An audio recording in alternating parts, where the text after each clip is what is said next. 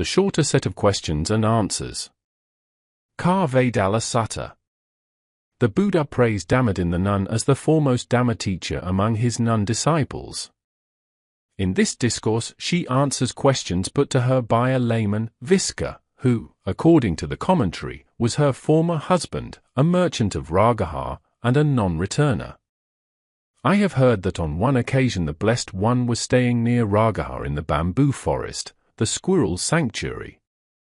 Then Viska the lay follower went to Dhammadin the nun and, on arrival, having bowed down to her, sat to one side. Self-identification. As he was sitting there he said to her, self-identification, self-identification, it is said, Lady. Which self-identification is described by the Blessed One? There are these 5 clinging aggregates, friend Viska, the form clinging aggregate, the feeling clinging aggregate, the perception clinging aggregate, the fabrications clinging aggregate, the consciousness clinging aggregate. These 5 clinging aggregates are the self-identification described by the Blessed One. Saying, yes, Lady, Viska the lay follower delighted and rejoiced in what Dhammadin the nun had said. Then he asked her a further question, the origination of self-identification, the origination of self-identification, it is said, Lady. Which origination of self-identification is described by the Blessed One? The craving that makes for further becoming, accompanied by passion and delight, relishing now here and now there, i.e., craving for sensual pleasure, craving for becoming, craving for non-becoming, this, friend Viska, is the origination of self-identification described by the Blessed One. The cessation of self-identification, the cessation of self-identification, it is said, Lady. Which cessation of self-identification is described by the Blessed One? The remainderless fading and cessation, renunciation, relinquishment, release, and letting go of that very craving, this, friend Viska, is the cessation of self-identification described by the Blessed One. The way of practice leading to the cessation of self-identification, the way of practice leading to the cessation of self-identification, it is said, Lady. Which way of practice leading to the cessation of self-identification is described by the Blessed One? Precisely this noble eightfold path, right view, right resolve, right speech, right action, right livelihood, right effort, right mindfulness, right concentration, this, friend Viska, is the way of practice leading to the cessation of self-identification described by the Blessed One. Is it the case, Lady, that clinging is the same thing as the 5 clinging aggregates, or is it something separate?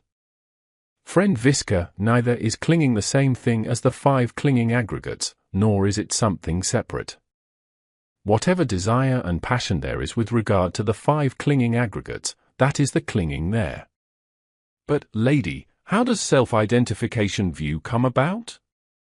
There is the case, friend Viska, where an uninstructed run-of-the-mill person, who has no regard for noble ones, is not well versed or disciplined in their Dhamma, who has no regard for people of integrity, is not well versed or disciplined in their Dhamma, assumes form, e.g., the body, to be the self, or the self as possessing form, or form as in the self, or the self as in form.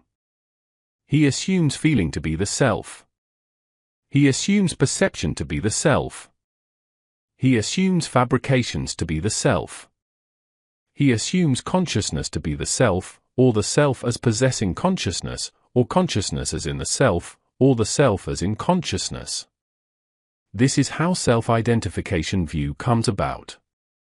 But, Lady, how does self-identification view not come about? There is the case where a well-instructed disciple of the noble ones, who has regard for noble ones, is well-versed and disciplined in their Dhamma, who has regard for people of integrity, is well-versed and disciplined in their Dhamma, doesn't assume form to be the self, or the self as possessing form, or form as in the self, or the self as in form. He doesn't assume feeling to be the self. He doesn't assume perception to be the self. He doesn't assume fabrications to be the self. He doesn't assume consciousness to be the self, or the self as possessing consciousness, or consciousness as in the self, or the self as in consciousness. This is how self-identification view does not come about. The Noble Eightfold Path. Now, again, lady, what is the Noble Eightfold Path? This is the Noble Eightfold Path, friend Visca: right view, right resolve, right speech, right action, right livelihood, right effort, right mindfulness, right concentration. Is the Noble Eightfold Path fabricated or unfabricated? The Noble Eightfold Path is fabricated. And are the three aggregates of virtue, concentration, and discernment included under the Noble Eightfold Path, lady, or is the Noble Eightfold Path included under the three aggregates? The three aggregates are not included under the Noble Eightfold Path, friend Visca, but the Noble Eightfold Path is included under the three aggregates. Right speech, right action, and right livelihood come under the aggregate of virtue. Right effort, right mindfulness, and right concentration come under the aggregate of concentration. Right view and right resolve come under the aggregate of discernment. Now what is concentration, lady? What qualities are its themes, what qualities are its requisites, and what is its development? Singleness of mind is concentration, friend Visca. The four establishings of mindfulness are its themes, the four right exertions are its requisites, and any cultivation, development, and pursuit of these qualities is its development. Fabrications. Now, lady, what are fabrications? These three fabrications, friend Visca: bodily fabrications, verbal fabrications, and mental fabrications. But what are bodily fabrications? What are verbal fabrications? What are mental fabrications? In and out breaths are bodily fabrications. Directed thought and evaluation are verbal fabrications. Perceptions and feelings are mental fabrications. But why are in and out breaths bodily fabrications? Why are directed thought and evaluation verbal fabrications? Why are perceptions and feelings mental fabrications? In and out breaths are bodily, these are things tied up with the body. That's why in and out breaths are bodily fabrications. Having first directed one's thoughts and made an evaluation, one then breaks out into speech. That's why directed thought and evaluation are verbal fabrications. Perceptions and feelings are mental, these are things tied up with the mind. That's why perceptions and feelings are mental fabrications. Now, lady, how does the attainment of the cessation of perception and feeling come about? The thought does not occur to a monk as he is attaining the cessation of perception and feeling that I am about to attain the cessation of perception and feeling, or that I am attaining the cessation of perception and feeling, or that I have attained the cessation of perception and feeling. Instead, the way his mind has previously been developed leads him to that state. But when a monk is attaining the cessation of perception and feeling, which things cease first, bodily fabrications, verbal fabrications, or mental fabrications? When a monk is attaining the cessation of perception and feeling, friend Visca, verbal fabrications cease first, then bodily fabrications, then mental fabrications. 1. Now, lady, how does emergence from the cessation of perception and feeling come about? The thought does not occur to a monk as he is emerging from the cessation of perception and feeling that I am about to emerge from the cessation of perception and feeling, or that I am emerging from the cessation of perception and feeling, or that I have emerged from the cessation of perception and feeling. Instead, the way his mind has previously been developed leads him to that state. But when a monk is emerging from the cessation of perception and feeling, which things arise first, bodily fabrications, verbal fabrications, or mental fabrications? When a monk is emerging from the cessation of perception and feeling, friend Visca, mental fabrications arise first, then bodily fabrications, then verbal fabrications. When a monk has emerged from the cessation of perception and feeling, lady, how many contacts make contact? When a monk has emerged from the cessation of perception and feeling, friend Visca, 3 contacts make contact: contact with emptiness, contact with the themeless, and contact with the undirected too. When a monk has emerged from the cessation of perception and feeling, lady, to what does his mind lean, to what does it tend, to what does it incline? When a monk has emerged from the cessation of perception and feeling, friend Visca, his mind leans to seclusion, tends to seclusion, inclines to seclusion. 3. Feeling. Now, lady, how many kinds of feeling are there? These 3 kinds of feeling: pleasant feeling, painful feeling, and neither pleasant nor painful feeling. What is pleasant feeling? What is painful feeling?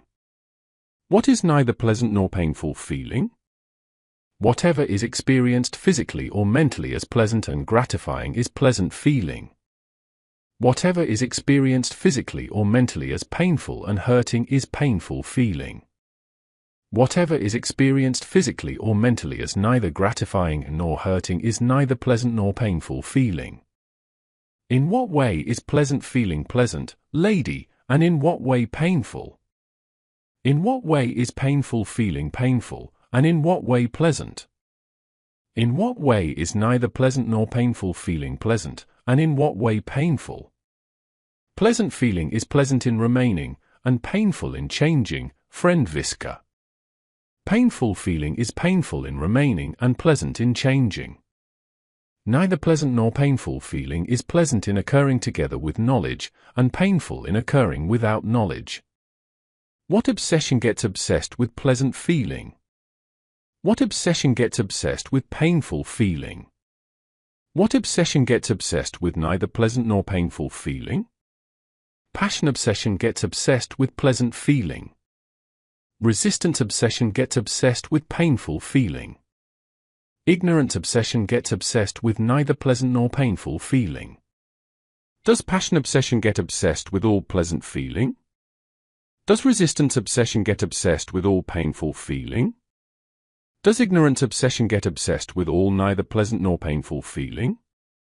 No. But what is to be abandoned with regard to pleasant feeling?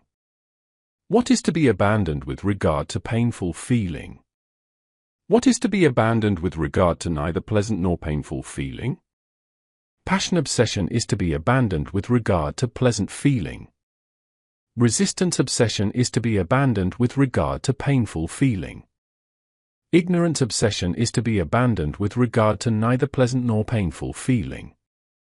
Is passion obsession to be abandoned with regard to all pleasant feeling? Is resistance obsession to be abandoned with regard to all painful feeling? Is ignorance obsession to be abandoned with regard to all neither pleasant nor painful feeling? No.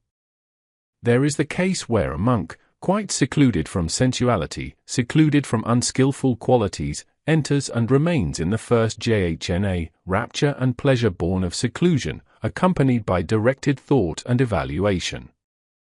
With that he abandons passion.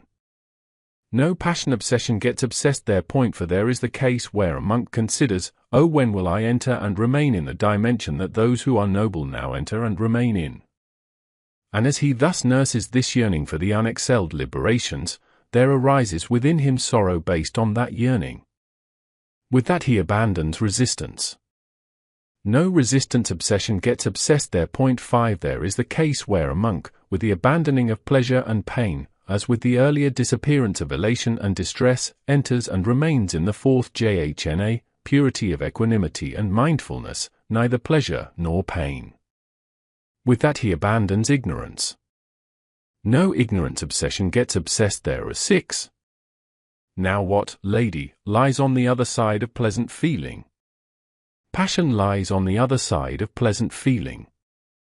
And what lies on the other side of painful feeling?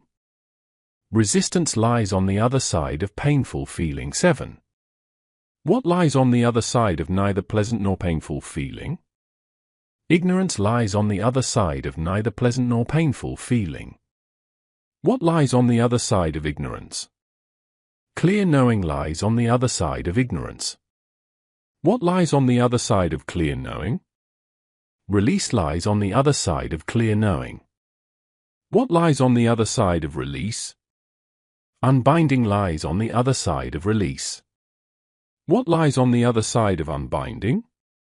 You've gone too far, friend Visca. You can't keep holding on up to the limit of questions. For the holy life gains a footing in unbinding, culminates in unbinding, has unbinding as its final end. If you wish, go to the Blessed One and ask him the meaning of these things.